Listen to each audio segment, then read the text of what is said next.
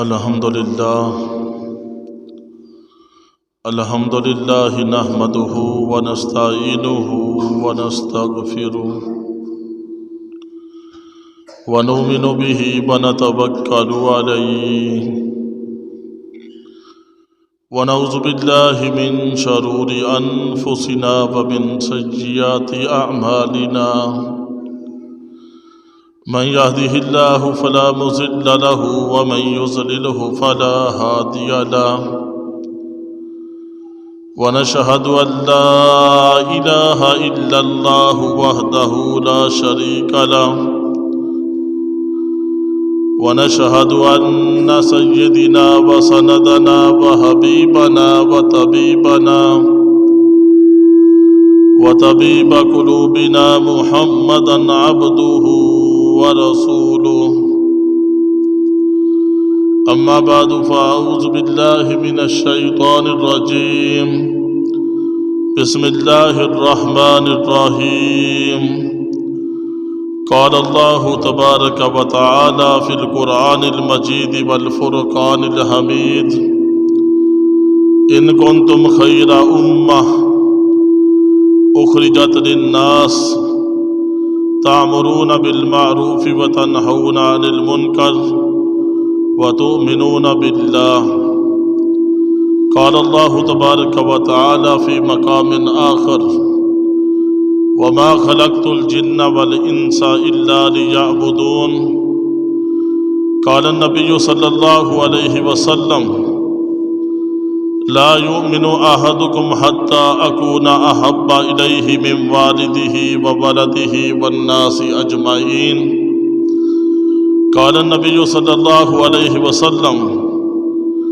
بلغوا عني ولو آية قال النبي صلى الله عليه وسلم فليبلغ الشاهد الغائب قال النبي صلى الله عليه وسلم إنما الأعمال بالنيات قال النبي صلى الله عليه وسلم أصحابي كالنجوم فبأيهم اقتديتم اهتديتم أو كما قال عليه الصلاة والسلام صدق الله العظيم وصدق الرسول النبي الكريم ونحن على ذلك لمن الشاهدين والشاكرين والحمد لله رب العالمين إن الله وملائكته يصلون على النبي يا أيها الذين آمنوا صلوا عليه وسلموا تسليما اللهم صل على محمد في أول كلامنا اللهم صل على محمد في أوسط كلامنا اللهم صل على محمد في آخر كلامنا اللهم صل على محمد وعلى آل محمد كما صليت على إبراهيم وعلى آل إبراهيم إنك حميد مجيد اللهم بارك على محمد وعلى آل محمد كما باركت على إبراهيم وعلى آل إبراهيم إنك حميد مجيد سبحان ربك رب العزة عما يصفون وسلام على المرسلين والحمد لله رب العالمين آقا نہ آتے اجالا نہ ہوتا آقا نہ آتے اجالا نہ ہوتا جو دنیا میں انسان کا بول بالا نہ ہوتا جوتے کا عرشوں پہ جاتا نہ کٹکا جو ذیشان حبشے کا کالا نہ ہوتا دریائے نیل کو نہ ملتی روانی دجلہ سے واپس پیالہ نہ ہوتا نہ چھٹتی نہ ظلمت نہ ہوتا سویرا صدیقی اگر کملی والا نہ ہوتا کونین کی تخلیق کا مولا تو سبب ہے کونین کی تخلیق کا مولا تو سبب ہے اسلام کا مفہوم تیرے در کا ادب ہے طٰہٰ سے عیاں ہے تیری سیرت کا قصیدہ قرآن میں یاسین تیرے چہرے کا لقب ہے اور والفجر کا مطلب تیرے چہرے کی تلاوت، واللیل تو مولا تیری زلفوں کا لقب ہے۔ نبی آتے رہے، آخر میں نبیوں کے امام آئے، وہ دنیا میں خدا کا آخری لے کر پیام آئے۔ ہوں لاکھوں سلام اس آقا پر بت لاکھوں جس نے توڑ دیے، ہوں لاکھوں سلام اس آقا پر بت لاکھوں جس نے توڑ دیے۔ دنیا کو پیغام سکون دیا تو فانوں کے رخ موڑ دیے۔ اس محسن اعظم نے کیا کیا نہ دیا انسانوں کو، دستور دیا منشور دیا، کئی راہیں دی کئی موڑ دیے۔ محمد کی غلامی دین حق کی شرط اول ہے، محمد کی غلامی دین حق کی شرط اول ہے۔ اسی میں ہو اگر کوئی خامی تو سب کچھ نامکمل ہے۔ محمد کی غلامی ہے سند آزاد ہونے کی، خدا کے دامن توحید میں آباد ہونے کی۔ اگر جنت میں جانے کا ارادہ ہے تمامی کا، تو پھر گلے میں ڈال لو کرتا محمد کی غلامی کا۔ میرے انتہائی قابل صد احترام دوستو، بزرگوں، عزیز بھائیوں، اسلامی مہینے ربیع الثانی کا جمعۃ المبارک ہے، اور جمعۃ المبارک کے اس مختصر وقت میں آقا مدنی صلی اللہ علیہ وآلہ وسلم کا جو دعوت و تبلیغ کا ایک نرالا انداز تھا، اس کے متعلق چند معروضات قرآن و سنت کی روشنی میں عرض کرنے کی کوشش کروں گا۔ اللہ تبارک و تعالیٰ سے دعا ہے، اللہ تبارک و تعالیٰ ہم سب کو، ساری انسانیت کو پیغمبر علیہ السلام کی اتباع اور سنت کے مطابق زندگی گزارنے کی توفیق عطا فرمائے۔ دنیا و مافیہا میں اللہ تبارک و تعالیٰ نے 18,000 انواع و اقسام کی مخلوقات کو پیدا کیا۔ پیدا کرنے کے بعد سب سے پہلے انسان سیدنا آدم علیہ السلام کو دنیا کے اندر اپنا نائب اور خلیفہ بنا کر بھیجا، اور جس وقت اللہ تبارک و تعالیٰ اپنے پیغمبر آدم علیہ السلام کو دنیا کے اندر اپنا نائب اور خلیفہ بنا کر بھیج رہے تھے، فرشتوں کے سامنے یہ بات رکھی۔ قرآن پاک کے اندر واضح طور پر اللہ فرماتے ہیں، وَإِذْ قَالَ رَبُّكَ لِلْمَلَائِكَةِ إِنِّي جَاعِلٌ فِي الْأَرْضِ خَلِيفَةً، میرے فرشتوں میں دنیا کے اندر اپنا نائب اور خلیفہ بنا کر بھیجنے لگا ہوں۔ آگے سے فرشتوں نے کیا کہا؟ قَالُوا أَتَجْعَلُ فِيهَا مَن يُفْسِدُ فِيهَا وَيَسْفِكُ الدِّمَاءَ، اے اللہ اس انسان کو تو دنیا کے اندر اپنا نائب اور خلیفہ بنا کر بھیجتا ہے جو دنیا کے اندر جا کر دنگا فساد کرتا ہے، خون ریزی کرتا ہے۔ وَنَحْنُ نُسَبِّحُ بِحَمْدِكَ وَنُقَدِّسُ لَكَ، حالانکہ ہم فرشتے تیرا تقدس بیان کرتے ہیں، تیری پاکی بیان کرتے ہیں، تیری فرما برداری کے اندر زندگی گزارتے ہیں۔ اللہ تبارک و تعالیٰ ارشاد فرماتے ہیں، قَالَ إِنِّي أَعْلَمُ مَا لَا تَعْلَمُونَ، میرے فرشتوں جو میں جانتا ہوں وہ تم نہیں جانتے۔ چنانچہ آدم علیہ السلام کو اول البشر اور سب سے پہلے انسان کو دنیا کے اندر اپنا خلیفہ اور نائب بنا کر بھیجا۔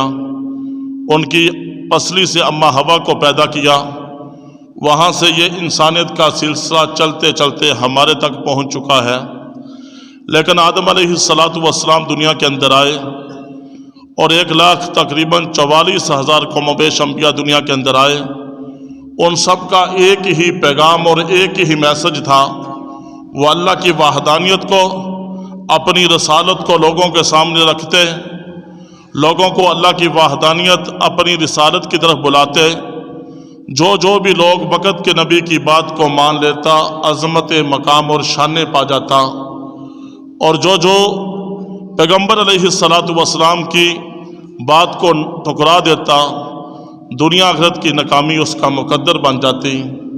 چنانچہ نوح علیہ السلام دنیا کے اندر آئے، ایک طویل واقعہ ہے، 950 سال تک تبلیغ کی، لیکن اس کے باوجود بھی چند لوگ اسلام کے اندر آئے۔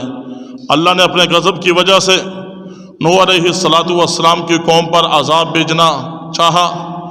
اس پر کہا، پیغمبر کو بتایا، پیغمبر نے اپنے بیٹے سے کہا کہ بیٹا اللہ کی طرف سے عذاب آنے والا ہے، کشتی کے اندر سوار ہو جاؤ۔ بیٹا نافرمان تھا، تکبر تھا، اور جو ہے اس نے کہا کہ ابا جان اللہ کی طرف سے عذاب آئے گا، بارش آئے گی، میں تو بلندیوں والا ہوں، میں پہاڑوں پر چڑھ جاؤں گا۔ جس طرح آج کے نظریات ہیں کہ ہم نے فلاں کیا کامیابی کے لیے کافی ہے، اور اسی انداز میں اللہ کے پیغمبر نوح علیہ السلام فرماتے ہیں کہ نہیں بیٹا، آج جو اللہ کی طرف سے عذاب آ رہا ہے وہ پستیوں سے پہلے بلندیوں کی طرف آ رہا ہے۔ عذاب آتا ہے، بیٹا پانی کی آغوش میں چلا جاتا ہے، باپ کو پکارتا ہے۔ آگے سے اللہ کے پیغمبر نوح علیہ السلام اللہ کے حضور ہاتھ اٹھاتے ہیں، اللہ میرے بیٹے کو بچا لے۔ اللہ فرماتے ہیں کہ نہیں نوح، اس نے نافرمانی کی حد کر دی اور ہم نے اس کو تیری آل و اولاد سے ہی نکال دیا ہے۔ اسی طرح آدم علیہ السلام آئے، اللہ کی وحدانیت کی طرف لوگوں کو بلاتے گئے۔ نوح علیہ السلام آئے، اللہ کی وحدانیت کی طرف بلاتے گئے۔ سلسلہ چلتے چلتے سب سے آخر میں اللہ کے پیارے حبیب حضرت محمد الرسول اللہ صلی اللہ علیہ وآلہ وسلم پر یہ نبوت کا سلسلہ ختم ہو جاتا ہے۔ آپ اللہ کے آخری پیغمبر اور رسول دنیا کے اندر بن کر آئے۔ آپ اولی بھی ہیں، آپ آخری بھی ہیں۔ اللہ نے کائنات میں سب سے زیادہ جس ہستی کو عظمت، مقام اور شان دی ہے اس کو محمد الرسول اللہ صلی اللہ علیہ وآلہ وسلم کہا جاتا ہے۔ اللہ کے محبوب ربیع الاول کے مہینے کے اندر مکہ المکرمہ میں جب پیدا ہوتے ہیں، مکہ کے اندر روشنائیاں پھیل جاتی ہیں، ظلم و ستم ختم ہو جاتے ہیں۔ جن بچوں کو زندہ درگور کیا جاتا تھا، آپ نے فرمایا یہ بچیاں زندہ درگور کرنے کے لیے نہیں بلکہ ان کی پیشانی تو چومنے کے لیے ہے۔ فرمایا میرے رب نے جس کو 2 بیٹیاں دی، 3 بیٹیاں دی، 1 بیٹی دی، اپنی بیٹی کی پیدائش پر خوش ہوا، اپنی بیٹی کی شرعی تربیت کر دی اور وقت پر اپنی بیٹی کا نکاح کر دیا، وہ بندہ کل قیامت والے دن جنت میں میرے ساتھ ایسے ہوگا جس طرح یہ میرے ہاتھ کی 2 انگلیاں ہیں۔ یہی عورت تھی آپ کی ولادت باسعادت سے پہلے جس بچی کو زندہ درگور کیا جاتا تھا، آپ نے بہن کو وراثت کے اندر حقدار بنا دیا۔ آپ دنیا کے اندر آئے، آپ کی ولادت سے پہلے عورت کو، بچی کو عیب سمجھا جاتا تھا۔ جس عورت کا خامد مر جاتا 4.25 مہینے تک کمرے کے اندر اس کو بند کر دیا جاتا، اس کے بعد اس کو قتل کر دیا جاتا کہ تمہاری وجہ سے ہمارے جو ہے بندے کی موت ہوئی ہے۔ حضور دنیا کے اندر آئے، روشنائیاں پھیل گئی۔ حضور دنیا کے اندر آئے، انقلاب برپا ہو گیا۔ حضور دنیا کے اندر آئے، خوشبوئیں پھیل گئی۔ حضور دنیا کے اندر آئے، جو بیت اللہ کے اندر 360 بت پڑے ہوئے تھے آپس میں ٹکراتے ہیں، پاش پاش ہو جاتے ہیں۔ حضور دنیا کے اندر آئے، کیسر و کسریٰ کے کنگرے ٹوٹ جاتے ہیں۔ حضور دنیا کے اندر آئے، ایران کا آتش کدہ جو کئی سالوں سے چل رہا تھا وہ بجھ جاتا ہے۔ حضور دنیا کے اندر آئے، مکے کے اندر ایک یہودی عالم دوڑتا ہے اور مکے والوں سے پوچھتا ہے، مکے والوں بتاؤ آج مکے کے اندر کوئی واقعہ تو پیش نہیں آیا؟ مکے والوں نے کہا کوئی نیا واقعہ تو پیش نہیں آیا۔ وہ چلتے چلتے عبد المطلب کی حویلی میں پہنچتا ہے، آمنہ کے گھر کے اندر پہنچتا ہے، اور وہاں جا کر کسی نے بتایا آمنہ کی گود کے اندر اللہ نے بیٹا دیا ہے۔ جب بیٹے کو دیکھتا ہے، بچے کو دیکھتا ہے، اور بچے کے دونوں شانوں کے درمیان جب وہ عیسائی یہودی عالم جب دونوں جو ہے شانوں کے درمیان مہر نبوت کو دیکھتا ہے، زمین پر گر جاتا ہے، اور زمین پر گرنے کے بعد بے ہوش ہو جاتا ہے۔ جب ہوش آتا ہے، پوچھا گیا تیرا بے ہوش ہونا کیسا؟ اس نے کہا اے لوگوں، مکے کے لوگوں، میں تمہیں کیا بتاؤں، وہ شانوں والا پیغمبر آ گیا، وہ عظمت والا پیغمبر آ گیا، وہ خاتم النبیین پیغمبر آ گیا۔ اب وہ آ گیا ہے، دنیا کے اندر چھا گیا ہے۔ ہم اب یہودیت کا دور ختم ہو گیا، عیسائیت کا دور ختم ہو گیا۔ آج کے بعد سکہ چلے گا، محمدی سکہ چلے گا۔ آج کے بعد شریعت چلے گی، محمد الرسول اللہ کی شریعت چلے گی۔ اللہ کے محبوب دنیا کے اندر آئے، انقلاب برپا ہو گیا، محبوب دنیا کے اندر آئے، روشنائیاں پھیلی۔ آج دنیا کے اندر جتنی بھی یہ چہل پہل ہے، دنیا کی خوبصورتی ہے، زمینوں کا نظام ہے، آسمانوں کا نظام ہے، شرق و غرب، شمال و جنوب کا نظام ہے، یہ دنیا کے اندر یہ پہاڑوں کا نظام ہے، یہ سرسبز و شاداب کھیتیاں ہیں، یہ سرسبز و شاداب درخت ہیں، اور کہیں دریا ہے، کہیں نہریں ہیں، کہیں سمندر ہے۔ یہ ساری کی ساری چہل پہل کس کی وجہ سے ہے؟ محمد الرسول اللہ صلی اللہ علیہ وسلم کے صدقے سے ہے۔ اللہ تبارک و تعالیٰ نے اپنے حبیب کو اپنا آخری پیغمبر اور رسول بنا کر دنیا کے اندر بھیجا۔ 40 سال کی عمر میں نبوت کا تاج محبوب کے سر پر آتا ہے۔ اللہ فرماتے ہیں میرے محبوب آپ سے پہلے بھی نبی اور رسول دنیا کے اندر آتے رہے، ہماری وحدانیت کا پرچار کرتے رہے، محبوب تو نے بھی یہی کام کرنا ہے۔ اللہ کے محبوب فرعون کی چوٹی پر کھڑے ہو جاتے ہیں، لوگوں کو بلاتے ہیں کہ لوگوں آ جاؤ، اپنے بھی آ جاتے ہیں، بیگانے بھی آ جاتے ہیں، دوست بھی آ جاتے ہیں، دشمنی بھی آ جاتے ہیں۔ آپ نے لوگوں سے پوچھا لوگوں بتاؤ تم نے مجھے کیسا پایا؟ آپ کے اندر بچپن گزارا، لڑکپن گزارا، جوانی گزاری، آپ کے اندر ایک طویل عرصہ زندگی کا گزارا، تم لوگوں نے مجھے کیسا پایا؟ بھیا کا آواز سب نے کہا اے اللہ کے نبی ہم نے آپ کو صادق اور امین پایا، آپ جیسا مکہ کے اندر نہ کوئی صادق ہے نہ آپ جیسا کوئی مکہ کے اندر امین ہے۔ اس پر ساری کائنات کے سردار نے ارشاد فرمایا قولوا لا الہ الا اللہ تفلحون، اے لوگو آج جو بات میں تمہیں کہنے والا ہوں وہ بھی سورج کی کرنوں سے زیادہ سچی ہے۔ تم قولوا لا الہ الا اللہ کہہ دو کامیاب ہو جاؤ گے، تم قولوا لا الہ الا اللہ کہہ دو زمینوں آسمانوں کے خزانے تمہارے قدموں میں آ جائیں گے، تم لا الہ الا اللہ کہہ دو دنیا آخرت کی کامیابی تمہارا مقدر بن جائے گی، اور جو بہت بڑا عذاب ہے جہنم کی آگ سے تم بچ جاؤ گے۔ قولوا لا الہ الا اللہ تم کہہ دو جو اللہ نے عالی شان جنت ایمان والوں کے لیے بنائی ہے، جہاں انسان جو چاہے گا ملے گا، اصل زندگی جنت کی ہے، وہ تمہیں مل جائے گی۔ اس وقت کیا ہوتا ہے؟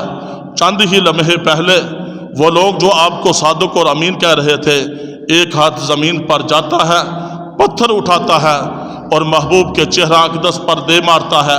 یہ کوئی بیگانہ اور دوسری قوم کا انسان نہیں تھا، علماء نے کتابوں کے اندر لکھا یہ حضور کا سکا چچا ابو لہب تھا، جس نے دعوت کلمے کی دعوت پر آپ کے چہرے کو لہو لہان کر دیا۔ اللہ کا نبی جو رسول ہوتا ہے وہ استقامت کا پہاڑ ہوتا ہے، صبر و استقامت کا پہاڑ ہوتا ہے۔ اللہ کے محبوب اللہ کے پیغام کو آگے پہنچا رہے ہیں۔ کیسے آگے پہنچا رہے ہیں؟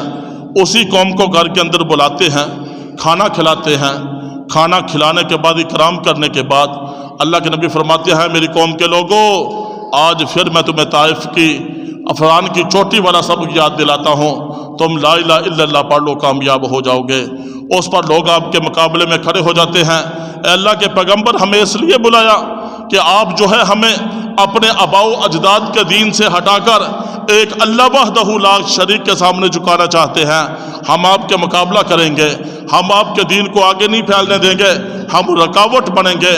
چنانچہ اللہ کا جو نبی اور رسول چونکہ صبر و استقامت کا پہاڑ ہوتا ہے، کبھی مکہ کے اندر میٹنگ ہو رہی ہے، بڑے بڑے سردار میٹنگ کر رہے ہیں، جس طرح اس دور کے اندر بھی اسلام کے خلاف طرح طرح کے انداز میں پروپیگنڈے ہو رہے ہیں، اسلام کو ختم کر دیا جائے، جہاد کو ختم کر دیا جائے، تبلیغ والوں کو ختم کر دیا جائے، ختم نبوت کا جو مین مسئلہ ہے اس کو ختم کر دیا جائے۔ صحابہ کرام جو امت اور نبوت کے درمیان ایک پل کی مانند ہے، ان کے متعلق طرح طرح کی باتیں کر کے ان کی عقیدت اور محبت کو ختم کرنا چاہتے ہیں، لیکن یہاں میں یہی کہتا ہوں جس چیز کو بلند میرے رب نے کیا ہو، جس چیز کو بلند میرا رب کر دے دنیا کی کوئی طاقت اس کو ختم نہیں کر سکتی۔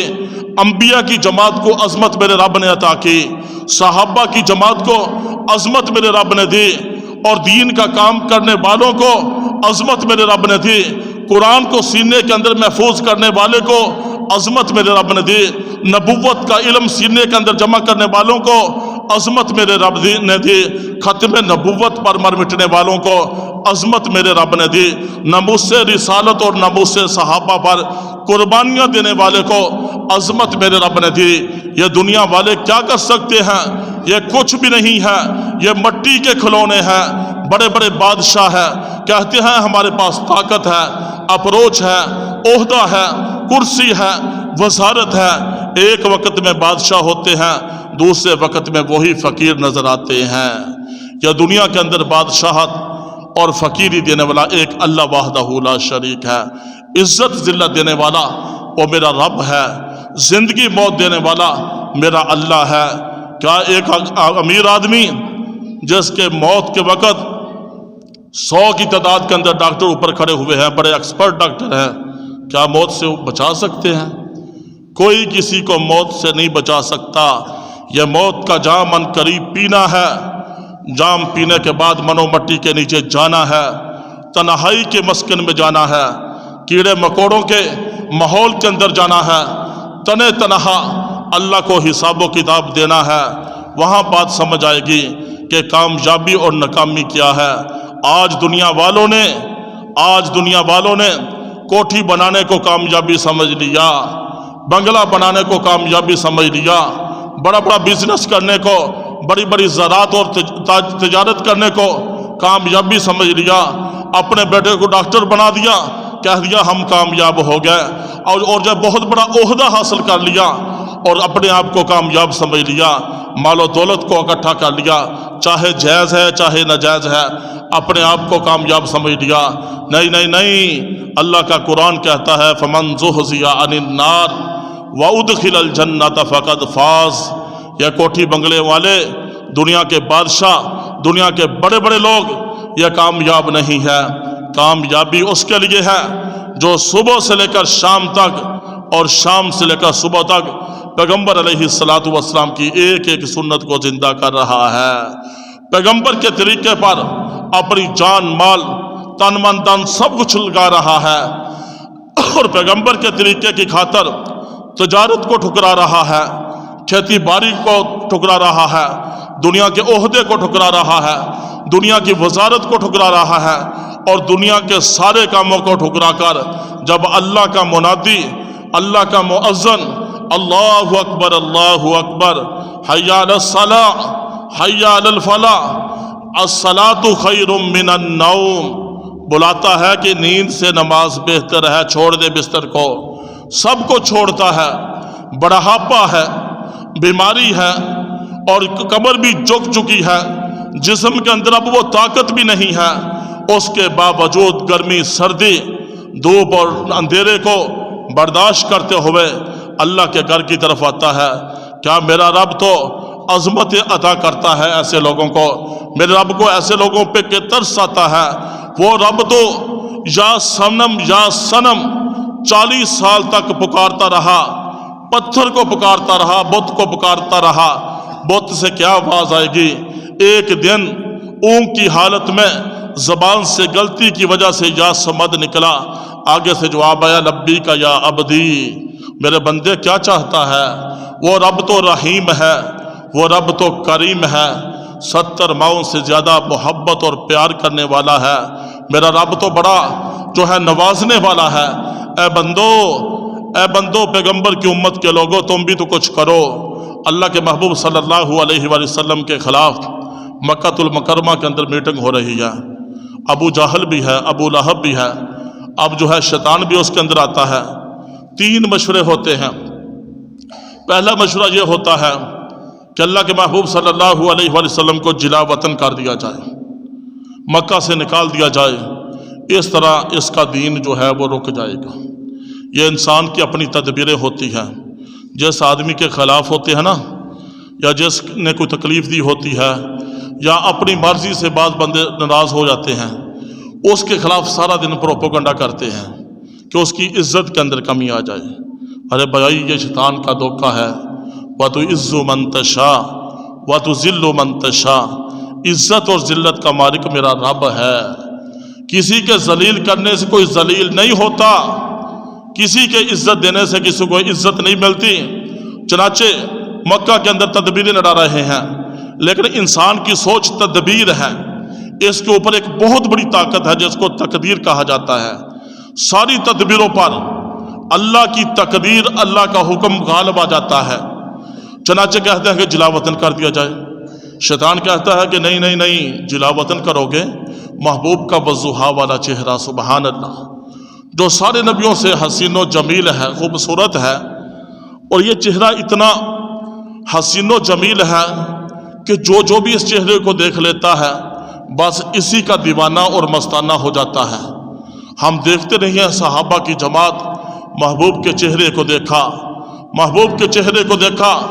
اللہ کے محبوب نے فرمایا بلال اب تم آزاد ہو چکے ہو، حبشہ کی طرف جانا چاہتے ہو تو چلے جاؤ۔ فرمایا نہیں اللہ کے نبی، میرا جینا بھی آپ کے قدموں میں ہے، میرا مرنا بھی آپ کے قدموں کے نیچے ہے۔ وہ اللہ کے محبوب کی وفات کے وقت ایک صحابی کو جب پتہ چلتا ہے، کھیتوں کے اندر ہل چلا رہا تھا، اپنی آنکھوں کے اوپر انگلیاں رکھ لی اور کہا اللہ جب وہ چہرہ نہ رہا جس چہرے کو دیکھ کر چین اور سکون پایا کرتے تھے، اللہ اب ان آنکھوں کی کوئی ضرورت نہیں ہے۔ اللہ تبارک و تعالیٰ علماء لکھتے ہیں اس کی بینائی واپس لے لیتے ہیں۔ یہ صحابہ تھے، ابو بکر، عمر، عثمان، علی، طلحہ، زبیر، اور جو ہے سارے کے سارے صحابہ جو برحق ہیں، سارے کے سارے صحابہ جو جنتی ہیں، جنہوں نے محبوب کا چہرہ دیکھا۔ محبوب کا چہرہ دیکھنے کے بعد اب صحابہ کی پوزیشن یہ ہے کہ صحابہ تو محبوب کے قدموں کے نیچے کانٹا چبھنا برداشت نہیں کرتے۔ ہجرت والی رات جب اونٹنیوں سے نیچے اترتے ہیں، اللہ کے محبوب آگے آگے جا رہے ہیں، ابو بکر پیچھے پیچھے جا رہے ہیں، غار سور کی طرف جو ہے سفر ہو رہا ہے۔ اللہ کے محبوب کے تلووں سے جب خون کا قطرہ بہتا ہے، ابو بکر عرض کرتے اللہ کے محبوب رک جائیے۔ اللہ کے محبوب فرماتے ہیں ابو بکر پیچھے دشمن لگا ہوا ہے، ہم نے جلدی منزل مقصود کی طرف جانا ہے۔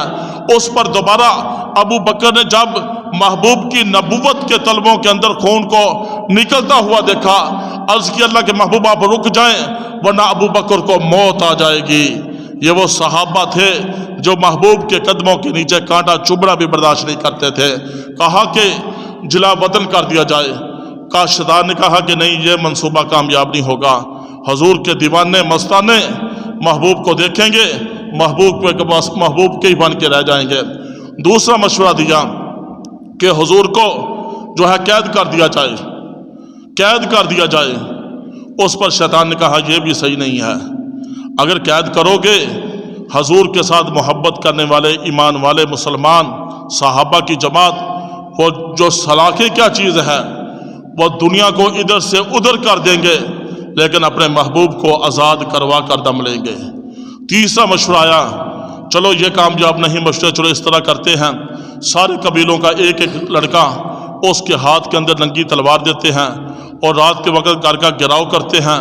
جب اللہ کے محبوب گھر سے نکلیں گے ان کو جو ہے تلوار کے ذریعے نعوذ باللہ قتل کر دیا جائے گا، اور کسی ایک قبیلے پر، کسی ایک خاندان اور کسی ایک آدمی پر بات بھی نہیں آئے گی۔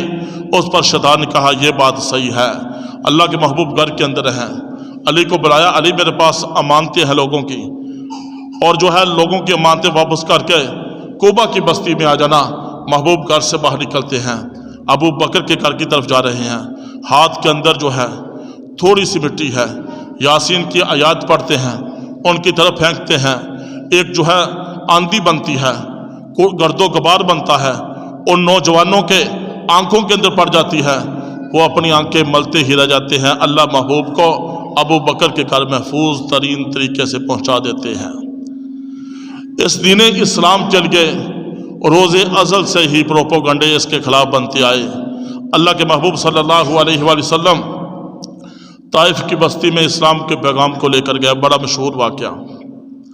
وہاں لوگوں کو دعوت دی اسلام کی، کلمے کی، اور وہاں کے وڈیروں نے نوجوانوں کو آپ کے پیچھے لگا دیا۔ انہوں نے پتھر مار مار کر آپ کا وجود اقدس جس کی قسمیں قرآن اٹھاتا ہے لہو لہان کر دیا۔ آسمان کے 70,000 فرشتے یہ منظر جب دیکھتے ہیں ہزاروں قطار روتے ہیں۔ اللہ یہ تو آپ کا لاڈلا حبیب ہے، یہ تو آپ کا محبوب ہے، یہ تو وجہ کائنات ہے، یہ تو امام الانبیاء ہے، یہ تو خاتم النبیین ہے، یہ تو ساقی کوثر ہے، یہ تو شافی محشر ہے، یہ تو تاجدار مدینہ ہے، یہ تو ساری کائنات کا سردار ہے۔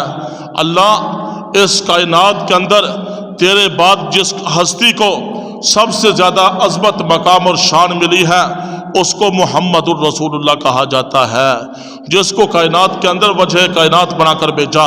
آج ان کی امت کے لوگوں نے ہی پتھر مار مار کر لہو لہان کر دیا۔ اللہ کے محبوب زخمی حالت کے اندر ہیں، ایک باغ کے اندر پناہ لیتے ہیں۔ آپ کے ساتھ جو صحابی تھے وہ کہتے ہیں اللہ کے محبوب ان کے لیے بد دعا کریں۔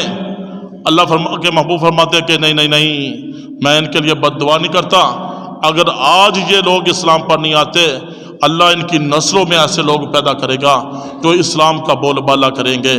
لہٰذا جبرائیل آتے ہیں، اللہ کے محبوب طائف کے دونوں طرف بڑے بڑے پہاڑ ہیں، اگر آپ کا حکم ہو ان دونوں پہاڑوں کو آپس میں ملا دیا جائے اور طائف والوں کو اس طرح کچل کر رکھ دیا جائے جیسے چکی کے اندر دانے کو کچل کر رکھ دیا جاتا ہے۔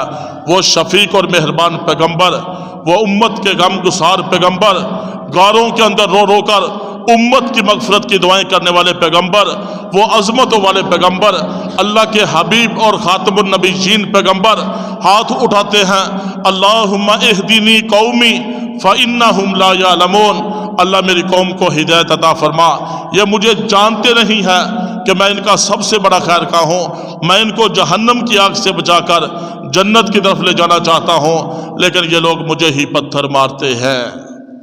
اللہ کے محبوب صلی اللہ علیہ وسلم کا فرمان ہے، برائی کو دیکھو ہاتھ سے روکو، برائی کو دیکھو زبان سے روکو، اگر اتنا بھی نہیں کر سکتے کم از کم برے کام کو دل کے اندر برا تو جانو کہ برا ہے۔ آج پوری دنیا کے اندر کفر و ضلالت جو اسلام اور مسلمانوں کے خلاف طرح طرح کے پروپیگنڈے کے ذریعے اسلام کو ختم کرنا چاہتا ہے، کم از کم دل کے اندر اتنا تو خیال ہو یہ غلط کر رہے ہیں۔ اور یہ وہ لوگ جو اپنا گھر بار چھوڑتے ہیں، بیوی بچوں کو چھوڑتے ہیں، اپنا پیسہ لگاتے ہیں، اپنا سامان اٹھاتے ہیں، اپنا کھانا کھاتے ہیں اور صرف اللہ کی رضا کے لیے گرد و غبار کو برداشت کرتے ہیں، سفر کی تنگی کو برداشت کرتے ہیں اور صحابہ کی طرز پر انبیاء والے کام کو دنیا کے اندر کر رہے ہیں۔ کم از کم ان کے لیے دعا تو کرو، اللہ ان کو استقامت دے، اللہ ان کا بھلا کرے، اللہ ان کی حفاظت فرما، ان کے گھر والوں کی حفاظت فرما۔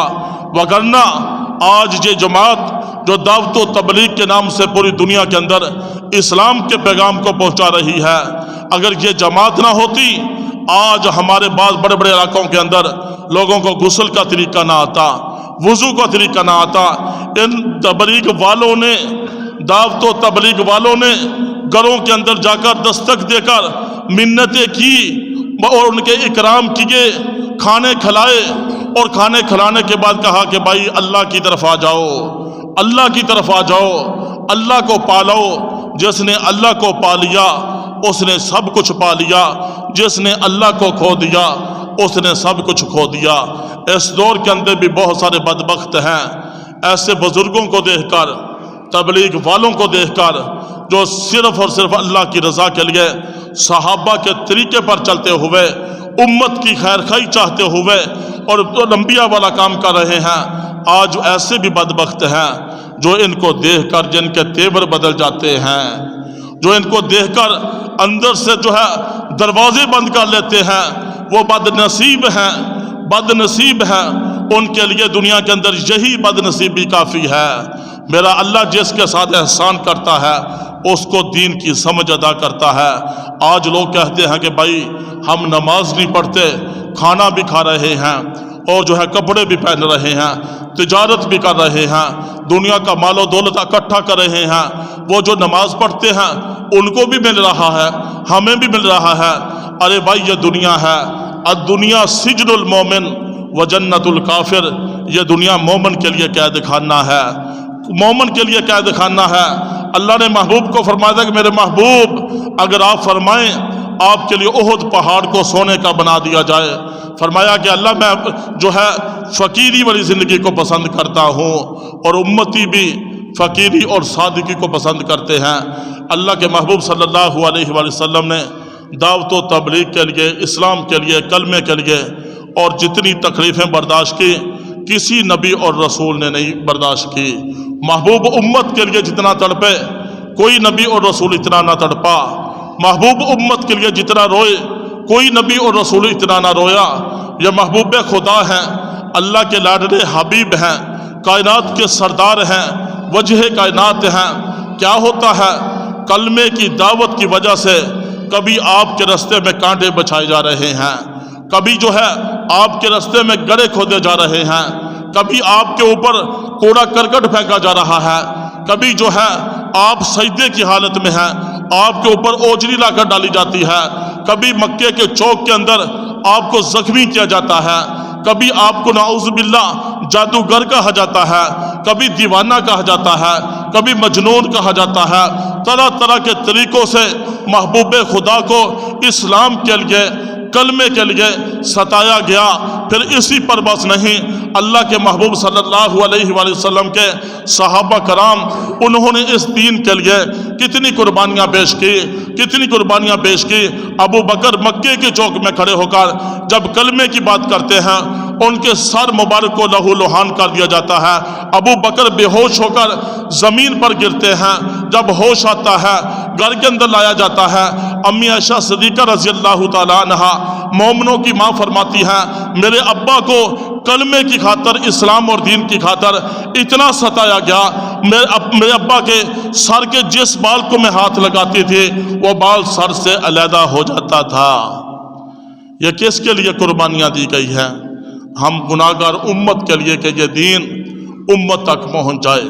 फिर इसी पर बस नहीं, सुहैब रूमी रज़ी अल्लाह तआला अन्हु जब मक्का को छोड़कर मदीना तैयबा की तरफ हिजरत करने लगते हैं, मक्का के लोग आ जाते हैं, पकड़ लेते हैं, कहते हैं सुहैब जब मक्के के अंदर आया था गरीब था, यहाँ तजारत की, कारोबार किया और अमीर हो गया, इतना बड़ा मालो दौलत का मालिक है, इतना बड़ा अमीर आदमी है, हम जो है आपको मक्का की, मदीना की तरफ हिजरत नहीं करने देंगे।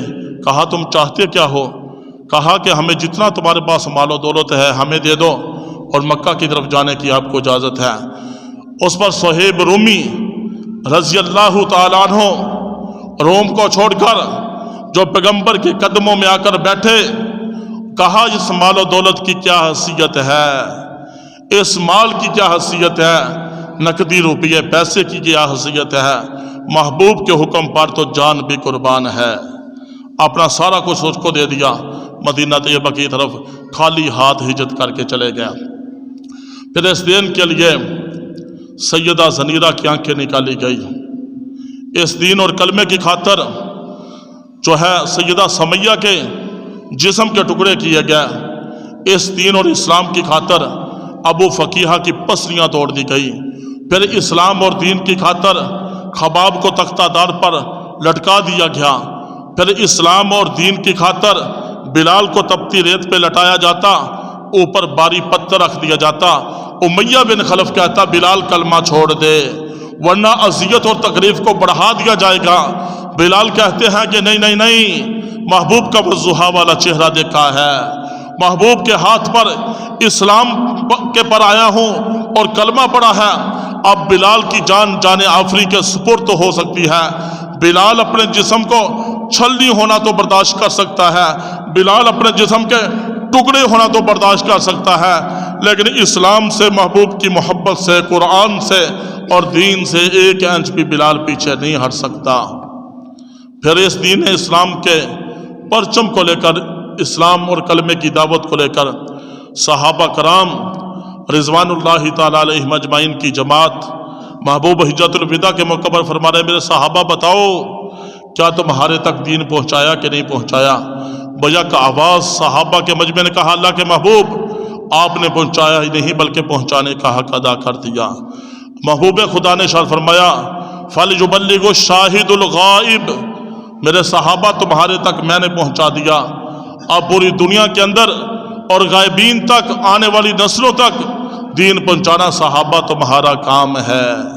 फिर वो सहाबा जो महबूब के जानिसार, वफादार, हुब्बदार, اور جو ہے سارے کے سارے صحابہ جنتی، سارے کے سارے صحابہ برحق جو پیغمبر کی محبت میں اپنا تن من دھن مال جان اولاد سب کچھ قربان کرنے والے، پھر وہ صحابہ جو مکہ کے رہنے والے، جو مدینہ کے اندر کلمہ پڑھنے والے، وہ پوری دنیا کے اندر کیسے پہنچے؟ صحابہ نے اپنے گھوڑوں کو دوڑایا، صحراؤں کے اندر ڈال دیا، دریاؤں کے اندر ڈال دیا، سمندروں کے اندر ڈال دیا، افریقہ کے جنگلوں کے اندر صحابہ پہنچے۔ کس کام کے لیے؟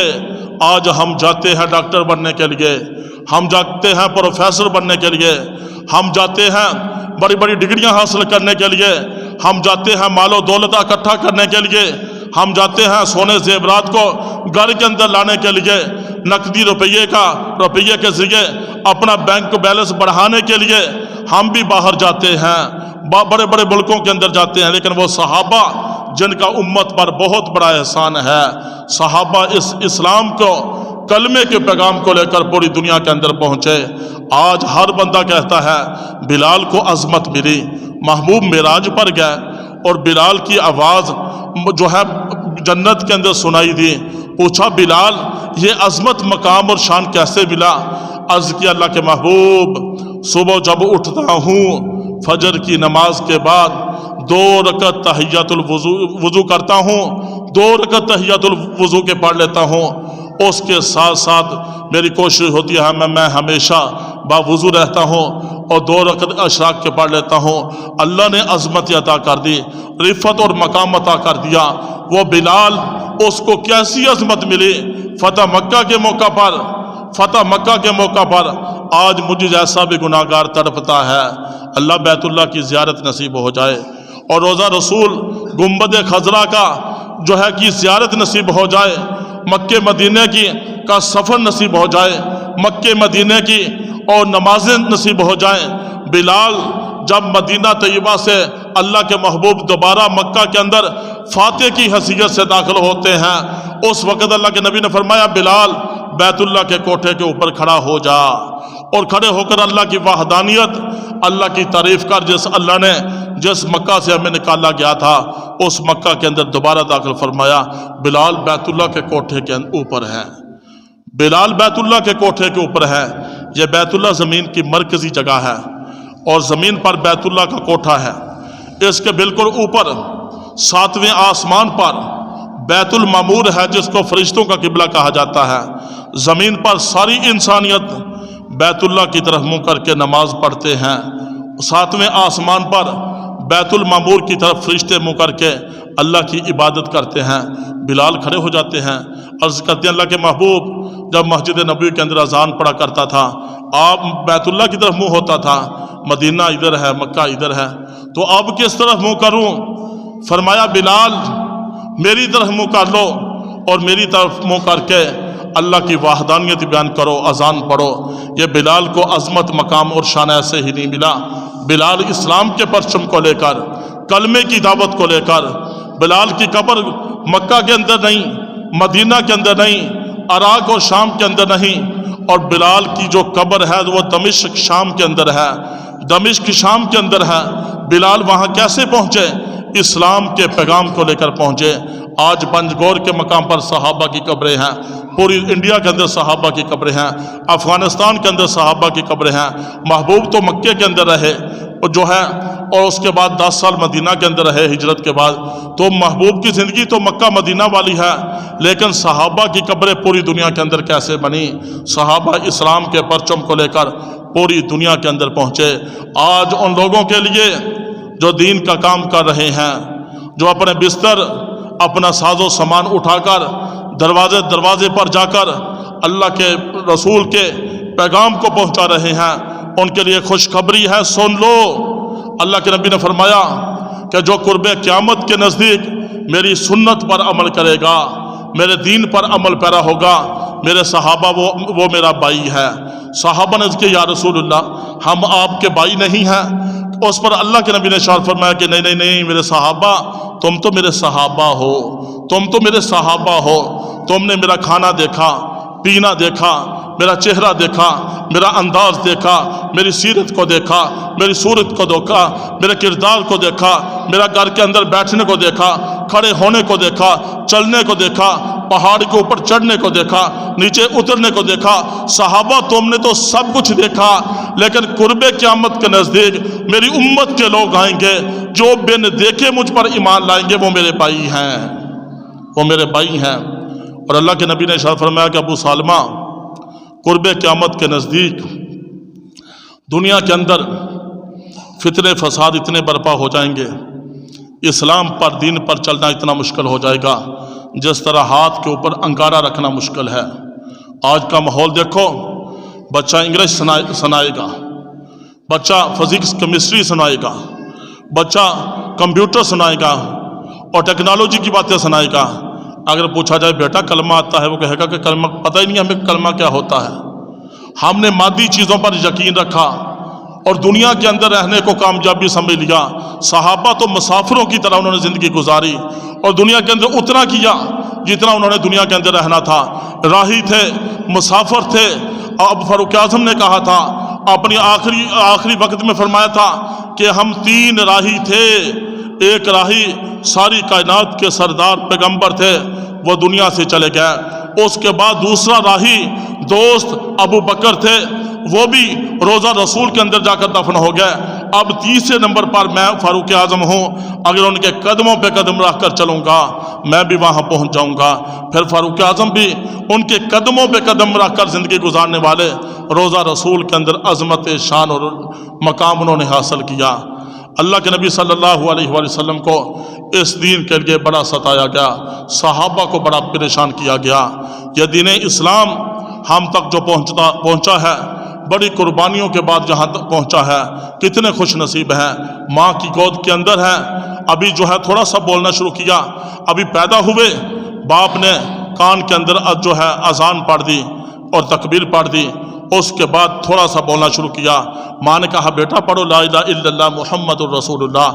ماں کی گود کے اندر کلمہ نصیب ہو گیا، اب چلنا پھرنا شروع کیا۔ ماں پکڑتی ہے، باپ پڑھتا ہے کہ بیٹا آؤ مسجد کی طرف۔ مسجد کے روحانی ماحول کے اندر، مدرسے کے روحانی ماحول کے اندر بچے کو بھیجا۔ وہاں بچے نے اسلام کی بنیادی چیزوں کو سیکھا، قرآن پاک کی تلاوت کو سیکھا، ارکان اسلام کے متعلق سیکھا۔ وہ ایک پکا اور سچا مسلمان بن جاتا ہے، جو ہے پکا اور سچا مسلمان بن جاتا ہے۔ وگرنہ وہ علاقے جہاں کفر و ضلالت ہے آج بھی وہاں پتہ نہیں ہے، وہ جنگلی زندگی ہے، ان کو پتہ ہی نہیں کہ انسانیت کی کیا اہمیت ہے، بندے کے پر کیا حقوق ہیں، ظلم و ستم ہو رہا ہے۔ یہ اللہ کے نبی کا ہمارے اوپر احسان ہے، یہ وہ امت محمدیہ ہے جس کے اندر آنے کے لیے انبیاء کی جماعت نے ہاتھ اٹھائے، بستہ دعائیں کی، اللہ نبی اور رسول نہ بنا، کملی والے کا امتی بنا دے۔ کوئی نبی جنت میں نہیں جا سکتا جس وقت تک کملی والے جنت کے اندر نہیں چلے جاتے، کوئی امت جنت کے اندر نہیں جا سکتی جس وقت تک امت محمدیہ کے لوگ جنت کے اندر داخل نہیں ہو سکتے۔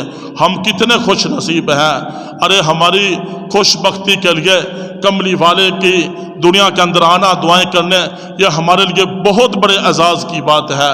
کل قیامت والے دن جب زمین تانبے کی بنا دی جائے گی، سورج بالکل زمین کے قریب آ جائے گا اور نفسا نفسی کا عالم ہوگا، ماں بیٹے کے جانب نہ دیکھے گی، بیٹا ماں کی جانب نہ دیکھے گا، اور یہ بڑے بڑے چٹیل میدان پہاڑ جو ہے ڈنکی ہوئی رنگین اون کی طرح فضا میں اٹھتے ہوئے دکھائی دیں گے۔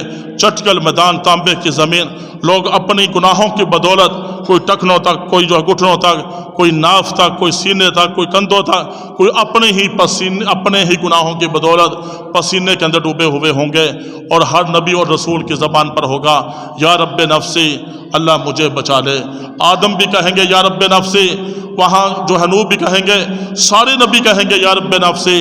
وہاں ایک ہی شفیق اور مہربان پیغمبر ہے جس کا نام محمد الرسول اللہ صلی اللہ علیہ وسلم ہے، وہ فرمائیں گے یا رب امتی، اللہ میری امت کو بچا لے، اللہ میری امت کو بچا لے، اللہ میری امت کو بچا لے۔